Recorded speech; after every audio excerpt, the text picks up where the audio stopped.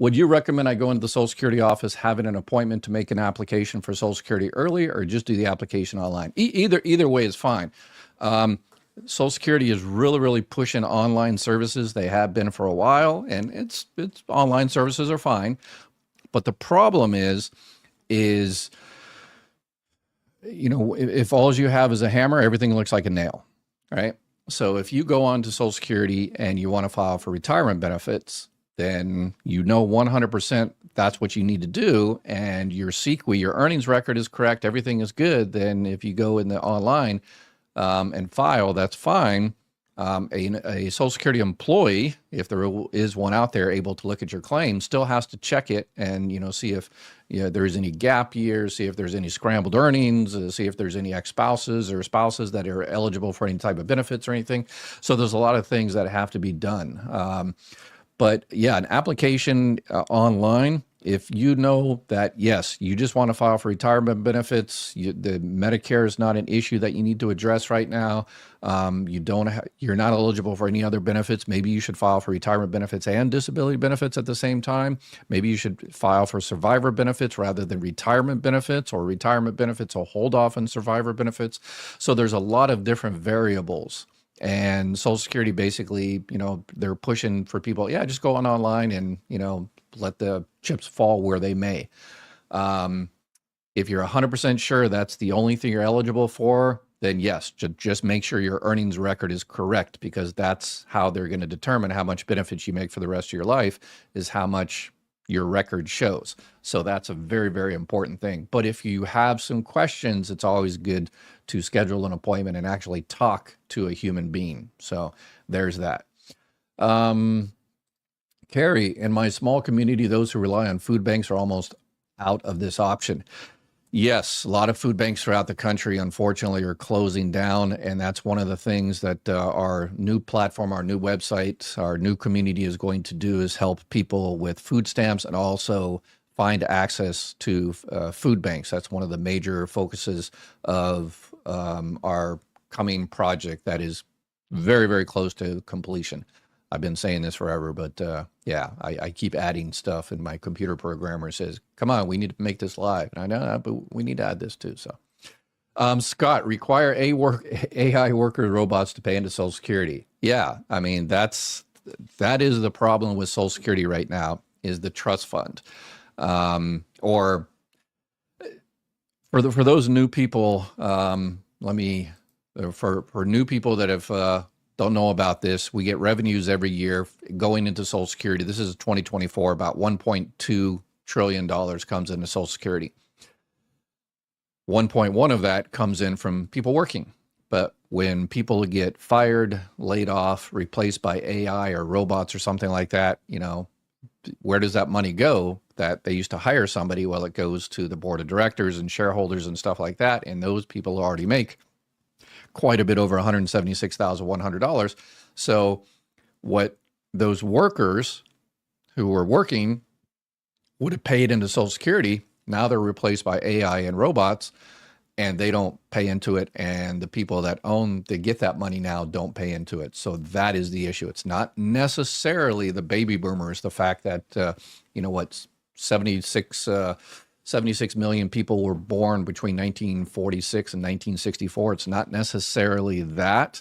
It's the fact that those people have had flat wages for decades. That's the issue. So, billionaires need to pay their fair share of taxes and support the elderly who worked. Yes. And people say, well, the top 10% or something, they pay, 60, 70% of the taxes. And that is, I'm not sure about those particular statistics, but yes, the top 10, 20% pay a majority of the taxes. And they say, but they already pay a majority of the taxes. And then, but that shouldn't stop your, people's question. They'll say, yeah, that's right. Isn't that terrible? That they have all the money, that they're making all the money, and therefore they're paying all the taxes. If we had some of that money, if, we were, paid for our productivity, then we would be paying higher taxes. I'm sure everybody in here would have no problem paying more into Social Security and more into taxes if they were just making more.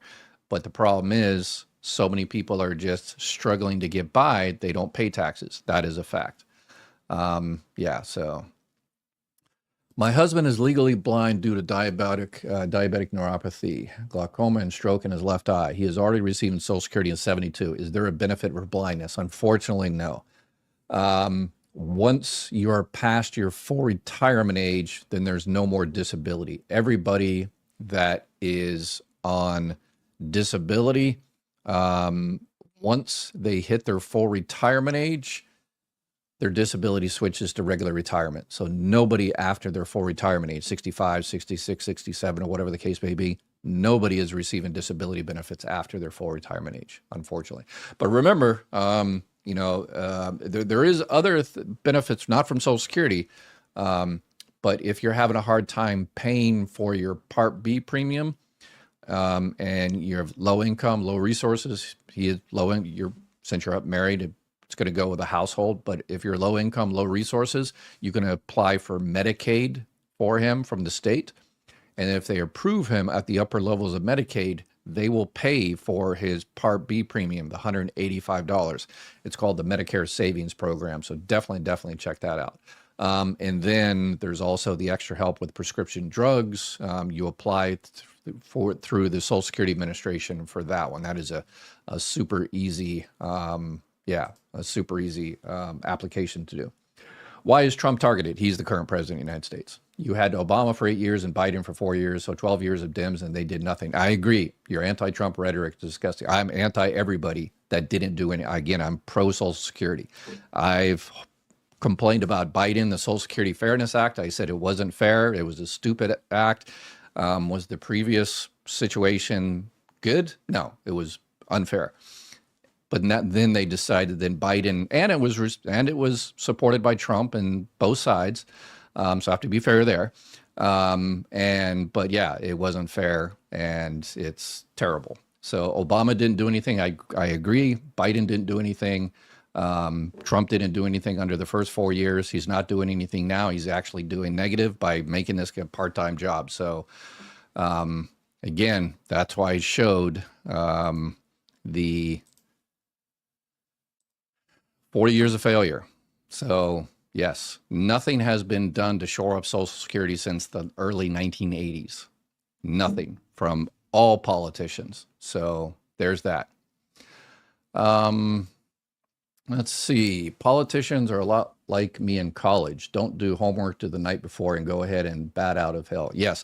And that's one of the in that story that we possibly were having audio difficulties on, is Michael Eschew, the former Social Security Commissioner. And by the way, he said he's a Republican. He's always been a Republican. He voted for Trump. So he says Trump is lying about Social Security and all that, getting, people that are undocumented getting Social Security benefits. But he argued that he says what will happen is in this 40 years of failure, they will, kick the can down the road for 40 years. And then he says what will happen is they will be in kind of a shock campaign just before the benefits are to be cut by 23%, and then they will do something. And I disagree with him there. I forget exactly the exact word he said, but it's kind of a shock type thing that they will be put back on their heels. That, oh my gosh, we actually have to do something.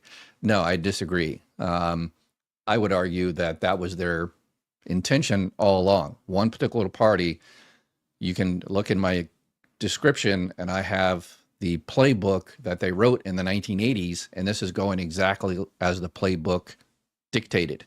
They will do nothing, kick the can down the road for years and years and years and years and years. And at the last minute, when the American people are about to get that cut of 23%, then they will say, hey, we tried nothing and we're all out of ideas. I guess we just have to give it to Wall Street. And that was the intention the entire time. The other side of the political party had some plans to not privatize it, but to increase, to raise the cap on FICA. Biden had that plan, Harris had that plan, to raise the cap so the percentage of how much people paying into Social Security would be fair across the board. But they were inefficient, incompetent, unable to do anything. So 40 years of planned destruction and incompetent destruction. So yeah, and the proof is in the pudding. Is it fixed? Are we not going to get 23% cuts? No, it's in the works right now, and nothing has been done to change it. And it's even worse because, again, now the person in charge doesn't even care. If you haven't done it, yeah, please forget to hit the thumbs up button. Yes, please. So I pretty much have to work until 70 for full benefits. The 8% per year gets canceled out. Yeah, if nothing is done, that is a fact. And what Easy Eddie is talking about is the fact that when you wait till after your full retirement age, so if your full retirement age is 67 and you wait until 70, Social Security adds 8% onto your Social Security benefits every year you wait. So if you wait to collect your benefits at 70 and your full benefit amount was, let's say $1,000, then you will get $1,240, 24% added on there. So $1,240. And the cuts, as he mentions, Easy Eddie mentions, yeah, that cuts it out 23%. So that's why a lot of people are deciding. We had a really, really big push early this year, people filing for Social Security benefits, retirement benefits, because they saw kind of the writing on the wall. They saw, they said, hey, this is not good. Let me just go ahead and get my money while the getting's good. So there's a lot of people taking that early retirement when they actually planned to work longer and delay. So, but remember, there are some of those people that took benefits because they were scared of this, that, or the other, and never do anything like that out of fear. You can change your mind. There's a few ways. So those people out there that started their benefits early that said, "Oh, I shouldn't have done that," no problem. Here's a mulligan. Within 12 months, you can change your mind. You just contact Social Security and say, "I want to withdraw my claim." It has to be within 12 months. So you say, "I want to withdraw my claim," and they withdraw it. But because you're withdrawing it, it's like it never happened, like you never filed. So if you received any money in the last 3, 4, 5, 12 months, or whatever the case may be, you have to return that money. No interest, but you just return the money and it's like it never happened. And then you can file for retirement benefits again the next day or next year or 2 years ago, or whatever the case may be. So that is a way to kind of, fix if you don't think you should have done it the first time. And there's working as well. If you find a job and you're under your full retirement age, you just contact Social Security and they can withhold your benefits. If you go over $23,400, you just call Social Security and say, "Hey, I'm going to be making $20,000 over that." So they'll withhold $10,000 worth of benefits. If you receive $2,000 a month, they'll withhold 5 months and then release the 6 month, 7 month, 8 month, 10 month. They will recalculate. They'll add those months back into your check once you hit your full retirement age. They won't give you the full check. They'll just unreduce your early retirement. So I live in a rural small town in Texas. So did I, Paris, Texas. And very little Medicare Advantage plans available out here in the woods. Only highly populated cities get the best Medicare plans, I guess. Yeah, it's all about competition. And yes, in the smaller places throughout the country, there's not a lot of a lot of opportunities, a lot of different competition for different Medicare plans. So yeah, it's unfortunate. So you just have to, pick the best one available. And remember, it doesn't matter who you call. The important thing is to be prepared. And what I call it, the 6 Ps of picking the best plan for you. Have your current plan. That way you can see maybe your current plan is still the best for next year, but at least you're comparing apples and oranges, apples and apples, I guess. And then you have your providers, which one, doctors or hospitals you definitely want to keep. You have your prescriptions available there because you want to make sure your prescriptions are covered at the cheapest price. If you have a particular pharmacy, make sure you know the name and the address of that pharmacy. Whatever priorities you have, you need more dental, need more vision, want to save as much on hospitalization or whatever the case may be. And in this case, have a little bit of patience. If you call Chapter, if you decide to call Chapter and they support this channel, and the websites and all that stuff, so makes all this free for y'all. So if you call Chapter, they can talk to you now and check out your plan and everything and see if there's a better plan out there. But nobody can actually change your plan until start of October 15th. But you have from October 15th to December 7th to actually, make the switch. And then your new plan won't be available until January 1st. So, but if you have a Medicare supplement plan, you can change that pretty much any time of the year. You can go from a G to another cheaper G, or an N to a cheaper N, or whatever the case may be, depending on your state and your health. I'm going to change this P here, this last P. I think I'm going to change it to persistence, because finding your plan is just the first step. So this plan, the Medicare Advantage plan, lasts you for 365 days. It'll take you about an hour to pick it, but then you've got 365 days to make sure you get everything that you're paying for it. So I'm going to change that last P to persistence. You have to stay persistent. And that's one of the reasons my son and I partnered up with Chapter, is because they have a team that helps you fight prior authorizations, that help you find a doctor, that make sure you're getting everything you possibly can from what you paid into it. So if you want to give them a call, definitely give them a call. Their help is 100% free. Kim's Farm Adventures. Wow, that's interesting. My husband turned 65 in a few weeks. Does he need to file for Medicare? He has good insurance with a job. It depends if his employer, that plan, has 20 or more employees. If he is currently working, has current insurance from his current work, and that plan has 20 or more employees, then nope, doesn't have to sign up for Medicare. If he's already receiving Social Security benefits, he's not receiving Social Security benefits because he's turning 65 in a few weeks. And if he was, he would have already received his Medicare card, unless it was lost in the mail or something. So he's probably not receiving Social Security benefits. He doesn't need to do anything. And he doesn't need to contact Social Security and say, I don't want it, because he's not receiving benefits and he wasn't automatically signed up. So yeah, as long as he has health insurance from current work, 20 more employees, and he's happy with it, that's also very important. Sometimes people sign up for Medicare Part A alone, because it's, after all, zero premium, and might save some money on hospitalization next year if he happens to go to the hospital or something, because the co-insurance, the deductible, sometimes is cheaper under Medicare Part A.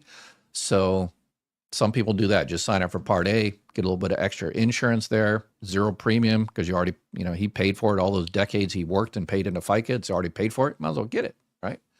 But definitely don't get Part B. Don't waste the $185.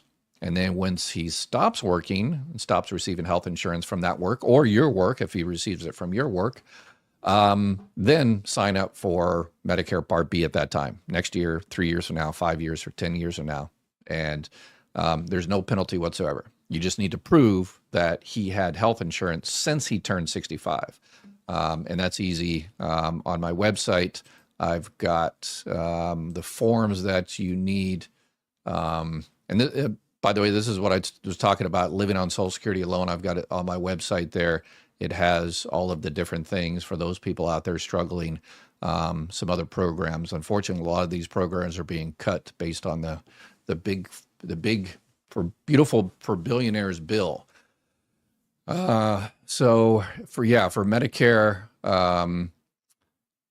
the enrollment periods, you just need a couple of forms, and the forms are the CMS 40B and the CMS 564. One of these is to actually start the Part B, and the other one is a form that you need to have his employer fill out that shows, yes, he had health insurance, and since he turned 65, don't penalize him 10% for every 12 months. And so easy. So you can go onto my website and find that, mygovexpert.com, or go on to ssa.gov or medicare.gov, or whichever one. So let's see here. Hi, how do contact to get help to pay for my Medicare $185 monthly in California? Okay, good one. Yeah, that would be Medicaid in California. In California, they call it Medi-Cal with the, yeah, anyway. Yeah, you call Medi-Cal in California and you tell them you want to apply for Medi-Cal, Medicaid, and they'll do the application and everything. Again, low income, low resources. And if you're approved at the higher levels, there's higher levels. There's different levels of Medicaid, QMB, Slim B, QI, and stuff. So if they get you at those higher levels, then they will pay your $185. So it's a beautiful thing. There's so many people. It's estimated that only about half of the people that are eligible for that get it. So please, everybody, press like, subscribe, share, tell your friends about that. And you might tell somebody that, and you're like, oh yeah, that guy makes a lot of money. But maybe you tell them that, but they have a sister or brother, aunt or an uncle that could really use that information. So it's, we really need to share as much information out there as possible. And then there's another way as well. So if you're not eligible for the Medicaid, there is what's called a Medicare Advantage Part B give back, where certain Medicare Advantage plans, I always recommend Medicare supplement plans first, but if, that costs money, so a lot of people aren't able to get those. But Medicare Advantage Part B give back, and it's a Medicare Advantage plan that, as the name implies, pays for part of your Part B, $50, $100, $185, whatever the case may be. So you can reach out to Chapter there, wherever that, yeah, reach out to Chapter and see if there's one of those available in your particular area. I retired at 62. If I go back to work, will I earn credits? If so, will it increase my check at the full retirement age? Both. Yeah. So those are two different things. So you're talking about quarters of coverage, the 40 quarters of coverage you need to be eligible for retirement, period. But sounds like you're probably already, you already got you paid your 10 years, you already got your 40 quarters, sounds like. But will it increase your Social Security check? Yes, absolutely. If you're 62 years old, 72 years old, 82 years old, 92 years old, even if you're already receiving Social Security, if you continue to work and continue to pay FICA into Social Security, then if that's one of your high 35 years of earnings, then yes, it will increase your Social Security benefit. So what they do is they look at it every year. So you work this year, and then next year, January, February, March, Social Security gets the notification that you made more this year than, this is one of your high 35 years, and they will automatically do the computation. It's not as quick as COLA. COLA, we should usually the COLA comes out within the next couple of days, but because the government shutdown and the fact that the Bureau of Labor Statistics, it's a nightmare. But anyway, COLA the announcement might be a little bit later than normal, but COLA won't take effect until January, and it'll take effect in January. We're just, not sure how much it's going to be.